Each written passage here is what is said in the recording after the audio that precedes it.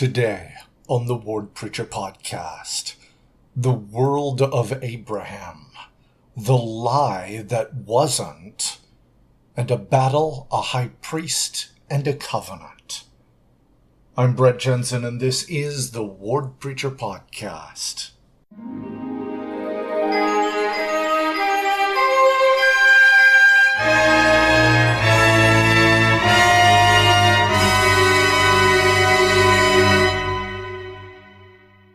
Alright, our Come Follow Me curriculum for this coming week will bring us to Genesis 12 through 17 and Abraham 1 and 2. Let's go ahead and get started talking about the book of Abraham. There are some people, enemies of the church, who will criticize the book of Abraham, saying that it's not a translation of the facsimiles that appear throughout the book. There are 3 facsimiles that appear to be kind of Egyptian hieroglyphic type artistic representations.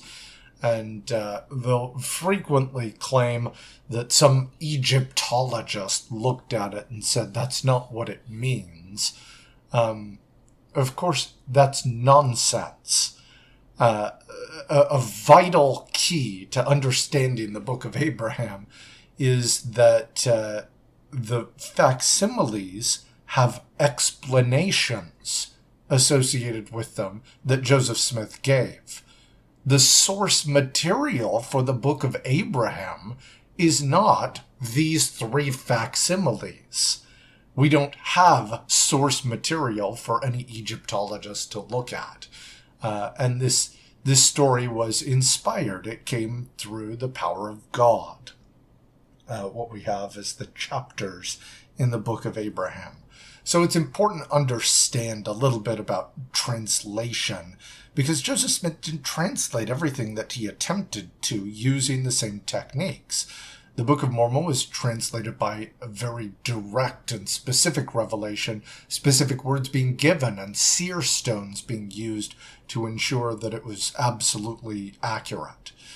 The Joseph Smith translation, on the other hand, was not given using the original records on which old prophets wrote.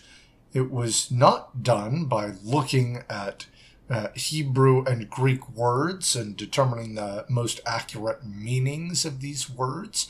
It was given by inspiration as he read the English version and consulted the Lord through the Holy Ghost and gained further insight into understanding the scriptures.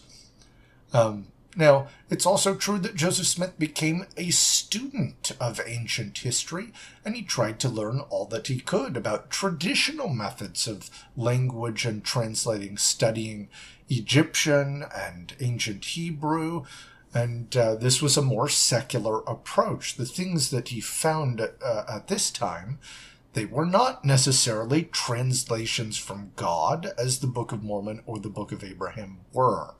So kind of separating that is critical to us understanding the value in the book of Abraham. Now, some people also will criticize the book saying, it talks about the Chaldeans having Egyptian gods, but they were, many, many miles away. They were distant lands. How would they possibly have been connected? Well, what scholars have found is that this period of history, the Bronze Age, actually incredibly interesting period of history. Many countries rose and had power over certain areas.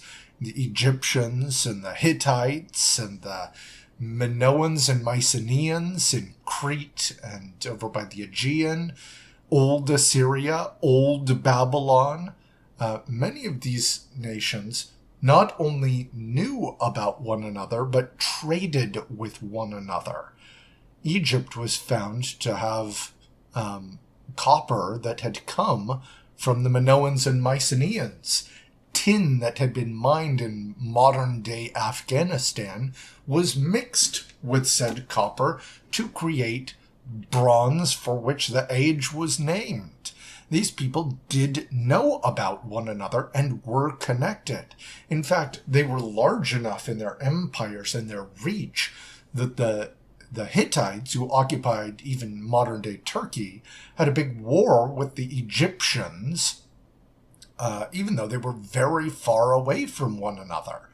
And you can see a big contrast between when that occurred and after the Bronze Age collapse, in which when Moses escaped from Egypt into a region that would have been well within the old Egyptians' reach, they just had to deal with local nations or city-states or confederacies there.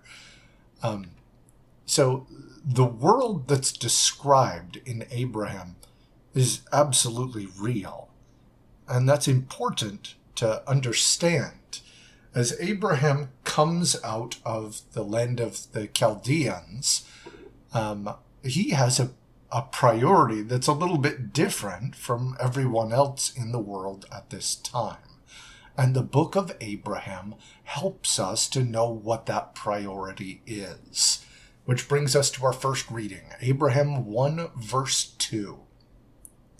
And finding there was greater happiness and peace and rest for me, I sought for the blessings of the fathers, and the right whereunto I should be ordained to administer the same, having been myself a follower of righteousness, desiring also to be one who possessed great knowledge, and to be a greater follower of righteousness, and to possess a greater knowledge, and to be a father of many nations, a prince of peace, and desiring to receive instructions and to keep the commandments of God, I became a rightful heir, a high priest, holding the right belonging to the fathers. Now, Genesis does a pretty good job of explaining the Lord's response to Abraham's righteous desires, not only to have righteousness, but to have greater righteousness, not just to have knowledge, but greater knowledge, a desire to increase, to grow closer to what had been lost. And this is what we read in Genesis 12, 1 through 3. Now the Lord said unto Abram, Get thee out of thy country, and from thy kindred, and from thy father's house, unto a land that I will show thee. And I will make of thee a great nation, and I will bless thee, and make thy name great. And thou shalt be a blessing, and I will bless them that bless thee, and curse them that curseth thee. And in thee shall all families of the earth be blessed. So here we have our first inklings of what we now in modern times know as the Abrahamic covenant. We have bits of this that are repeated in greater detail as Abraham lives his life. But it's important that at the very beginning, Abraham receives some detail. He knows a little bit about where this is heading. And he can have confidence that the Lord will keep his promises. So the Bronze Age, this time in which Abraham was living, it was in the process of decline. The collapse isn't something that happened overnight, but we do see like a collapse occurred. And the only major nation of all of them that were around that kind of stuck around was Egypt. But they never really were as big as they once were. They were stuck over around the Nile. They didn't have the same influence they had in other parts of the world during this collapse period. And some people talk about the raiding of sea peoples or other natural disasters, earthquakes, fires. Another thing that contributed to this, though, famine. You'll see a theme with famine during these times when this age is collapsing. Now, this is important because even though Abraham was faithful, he was not exempt from the troubles of his time. He still had to travel and deal with hardships. the same is true for all faithful. So, of course, the people that had a lot of food were people near these big rivers, like the Nile. And Abraham was going to have to go to Egypt. This was kind of a worrisome thing. So we have an account here that looks like Abraham is just going to lie about stuff so that he's okay. Let's go ahead and read this. And it came to pass, when he was come near to enter into Egypt, that he said unto Sarai his wife, Behold now, I know that thou art a fair woman to look upon. Therefore it shall come to pass, when the Egyptians shall see thee, they shall say, This is his wife, and they will kill me, but they will save thee alive. Say, I pray thee, thou art my sister, that it may be well with me for thy sake, and my soul shall live because of thee. And it came to pass, when Abram was come into Egypt, the Egyptians beheld the woman, that she was very fair. The princes also of Pharaoh saw her, and commended her before Pharaoh, and the woman was taken into Pharaoh's house. And he entreated Abram well for her sake. And he had sheep and oxen and asses and menservants and maidservants and she-asses and camels. And the Lord plagued Pharaoh and his house with great plagues because of Sarai, Abram's wife. And Pharaoh called Abram and said, What is this thou hast done unto me? Why didst thou not tell me that she was thy wife? Why saidst thou, She is my sister, so I might have taken her to me to wife? Now, therefore, behold thy wife, take her and go thy way. And Pharaoh commanded his men concerning him, and they sent him away, and his wife, and all that he had. So, here we have a situation that looks like the prophet lied. How could a prophet of God lie and get away with that? I mean, if he was truly following God, why didn't God protect Abraham more? Surely that was within God's power. Well, the book of Abraham clarifies that it was the Lord who gave Abraham this counsel to say that Sarah was his sister. And this wasn't necessarily a lie at all. She was the daughter of Haran, Abraham's brother. And this made Lot, who was also a son of Haran, the brother of Sarai.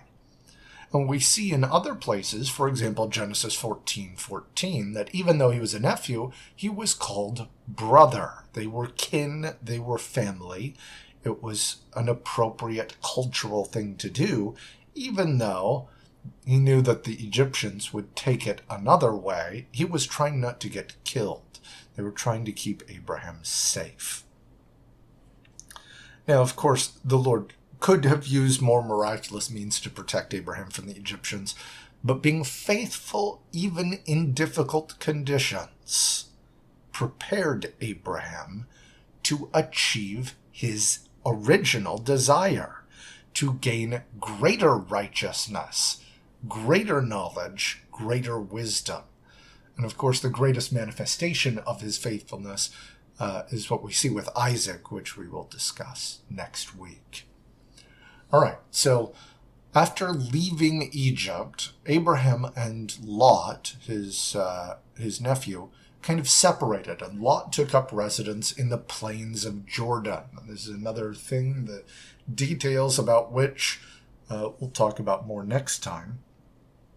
Abraham kind of separated, he went further south, and in this region there was a big battle between powers. Various kings of cities, states, and nations came and did battle, and the local city-states, including the king of Sodom and king of Gomorrah, were defeated, and their goods were spoiled. They took men and women and servants and goods and carried them away north.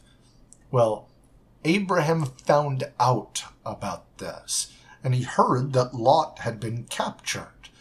So he, in a hurry, armed about 300 of his own servants and rushed by night to overtake this triumphant army who had all of these spoils. His ambush was successful, and he brought back all of the things that had been stolen. Now, in this process, someone in the region, who we don't have a lot about in the Old Testament, Melchizedek, the high priest of Salem, he brings forth bread and wine and blesses Abraham. Abraham, in turn, pays tithes to the great high priest, showing humility and honor for the old order of the priesthood from which his own authority came. This is an important event. This shows there's a connection between what happened in the old times and what Abraham had been given. Now, of course, as Abraham advanced in years, it was easy to see why it was becoming a little frustrating. He had been promised that he would have great posterity, that through his nation, through his family, all peoples of the earth would be blessed, and he had no children. So the Lord commands Abraham, as he's advancing in years, to make a sacrifice, a she-goat, a ram, a turtle dove, and a young pigeon. So he divides these animals up, except for the birds, and he sets the carcasses down, and he spends all day defending these sacrificed animals from birds and other things that want to pick them apart, chases them away. All day trying to do this, and when the night comes, a deep sleep falls on Abraham. And this is where we pick up in Genesis chapter 15, verses 13 through 18. And he said unto Abraham, Know of a surety that thy seed shall be a stranger in a land that is not theirs, and shall serve them, and they shall afflict them 400 years. And also that nation whom they shall serve will I judge, and afterward they come out with great substance. And thou shalt go to thy fathers in peace, and thou shalt be buried in a good old age. But in the 4th generation they shall come hither again, for the iniquity of the Amorites is not yet full. And it came to pass that when the sun went down, it was dark. Behold, a smoking furnace and a burning lamp that passed between those pieces. In the same day the Lord made a covenant with Abram, saying, Unto thy seed have I given this land, from the river of Egypt unto the great river, the river Euphrates. So he gets a confirmation, some more details about the same covenant, this Abrahamic covenant. But it's not done. At age 99, Abraham receives another revelation, and he's promised that he will be the father of many nations, and that the land of Canaan will be an everlasting possession. Now, this is important, this covenant. It's a vital thing that for all people to understand.